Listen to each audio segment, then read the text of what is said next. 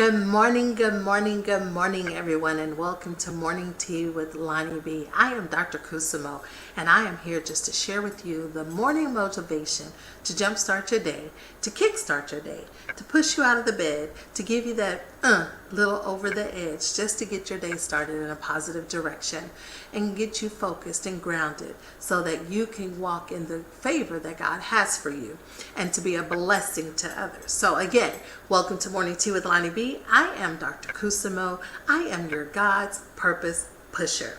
Now, let's go ahead and get started for today. I'd like to say welcome to everyone who's on here.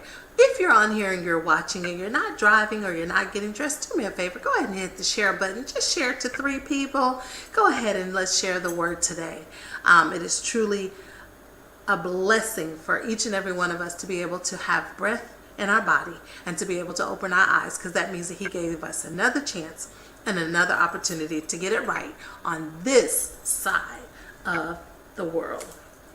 Now, I'd like to go ahead and say, give me my morning shout outs this morning. Let me see who's out here with me. Good morning, Cynthia. Good morning, my husband. Good morning, Aunt Betty.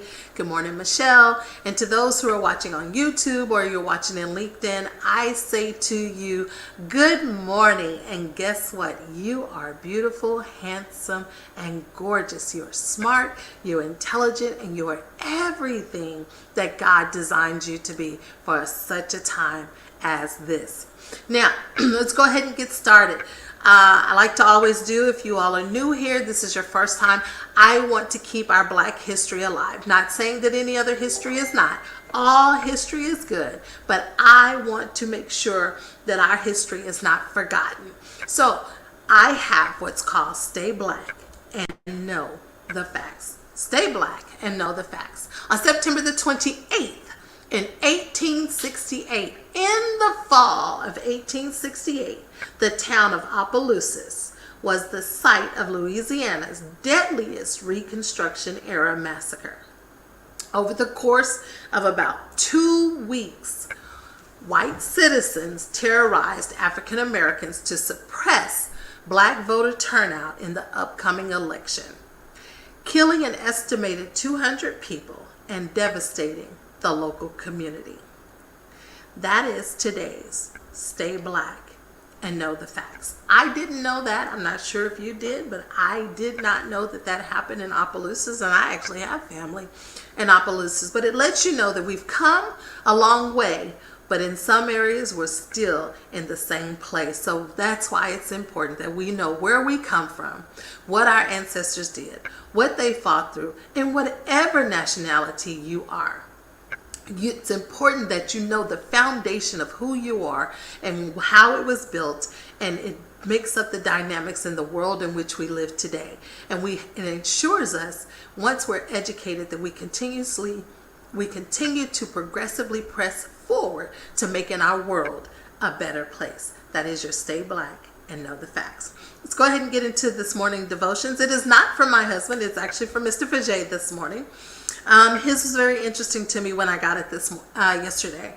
So I really want to focus on this one today. Good morning. How we experience life can be influenced by our past, our personality, and the ways we have learned to interpret life. This is why it's critical for us to evolve and not repeat past family failures. Because how you start life in your adolescent years can have an adverse or adverse impact on how you view and live life in your adult years. However, we have a choice about where we place our focus. I'm sure you know the classic saying that some will see the glass half empty and some will see the glass half full. Another way of saying this might be to ask, do you and I take our troubles to God? Or do you and I take God to our troubles? Never forget, God is a chain breaker and change maker. God is a chain breaker and a change maker. If our focus is only on the problem, then our search for is likely to be thwarted by multiple opinions focused on the issue alone. When we focus on who God is and ask for his help, our perspective begins to align with God's heart and ways. The gift we discover as we focus on God is that others who have also kept their focus on God are moving in the same direction with their own purpose. There's a high price to pay for misplaced focus. Our challenge is to develop the ability to look at what happened to us and choose how we respond to it going forward. You would be foolish not to align yourself with God's heart and will, with God's heart and will, and to move into your purpose to take the promised land.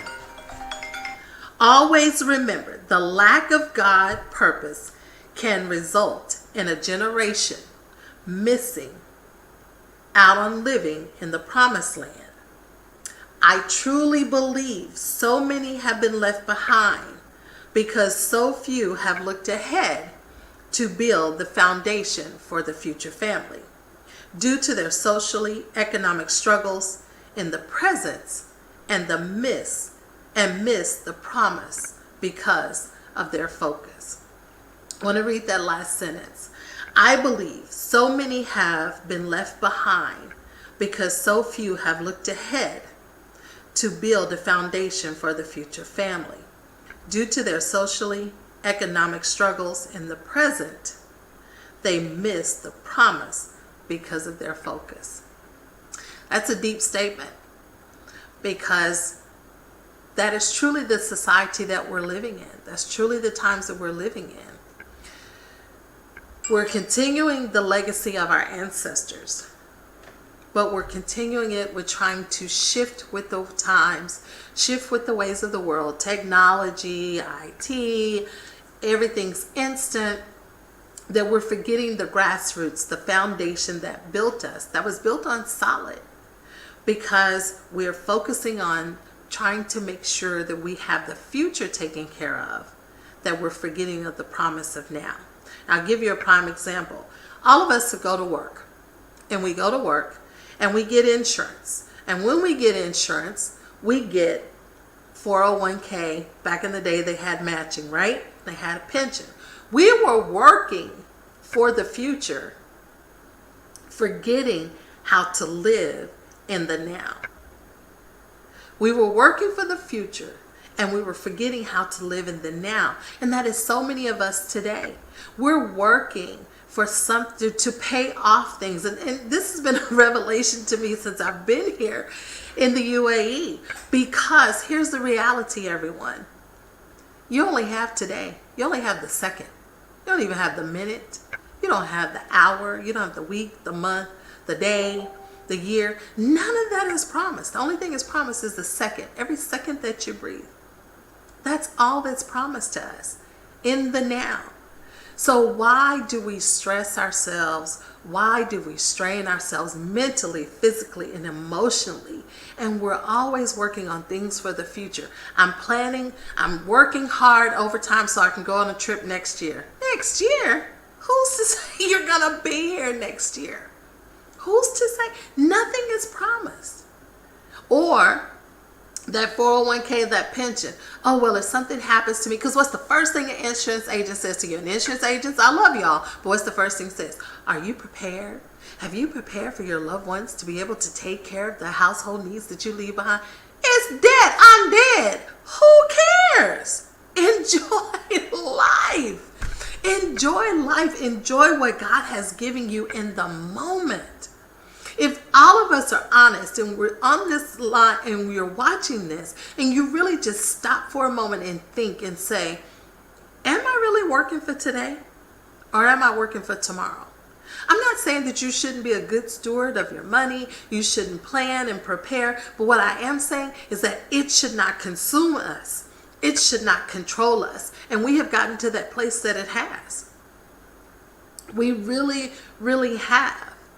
And so I encourage each and one of us today. It's Thursday, Friday Eve. Friday's coming. If you are a person who has been living very extremely frugal and you don't do things that you have desired to do, I encourage you this weekend, take one thing that you desire to do for you. Mamas, I know that's hard for us because we put ourselves last for everybody else. But I am going to challenge us that this weekend, one thing, I don't care if it's sleep in the bed an extra hour. I don't care if it's you get up and you take yourself to breakfast, or you cook breakfast, or you go gardening. Do something that gives you internal life, that enhances your internal life. Because I promise you, here's the harsh reality. If you worry about work, you worry about your kids, you worry about your family, we all go to funerals every time. And what happens? We mourn the loss, we take the chicken dinner to the house, we go to the wake, we help in whatever fashion that God has ordained us to help, we bury the loved one, and it's before they're even in the ground and turn cold, we're back to the regular program. It's not going to change when you and I go. So enjoy your life today. Make the best of it. Remember, the only thing we have that's guaranteed is, so make the most of it. And when you make the most of it, look at the glass half full, not empty. Get rid of the woe it's me. It's woe all of us. It's hot. So we're all in the woe phase. Just enjoy life and make the best of it. And I promise you, you'll wake up stress-free, a little less stress-free, and you'll realize that, you know what, the things that you were worrying about, when you pressed pause on them, when you press playback, it's still going to be the same situation. So nothing will change. But the things that you can change is yourself. So that is all I have today. That is what I wanted to share today. You all know that I am all about taking care of yourself, being positive, breathing life into the atmosphere, blowing life into the atmosphere, and inhaling the life, the same energy that you give out. If it doesn't match, shift the atmosphere. So until tomorrow, you know, you won't have me tomorrow. It's Thursday, Friday Eve. Tomorrow you get my husband, Manny Cush, on Refreshing Word. We're not doing an hour. We're actually reducing it to 30 minutes because of the time difference. And we're going to every other week. If you know the work standards here, my husband works a lot. He works 6 days a week, and then he does the show. So we're reducing a lot of that, and he needs to actually replenish and rejuvenate his body. So that's a decision that we have made. So he'll be live tomorrow. 30 minutes is all you get, so don't tip in late. But we love you guys. We appreciate each and every one of you. And remember, the only thing that you can control are your own controllables. Until tomorrow, when you see my husband, smile. You owe it to yourself. No one does it better than you. Bye for now.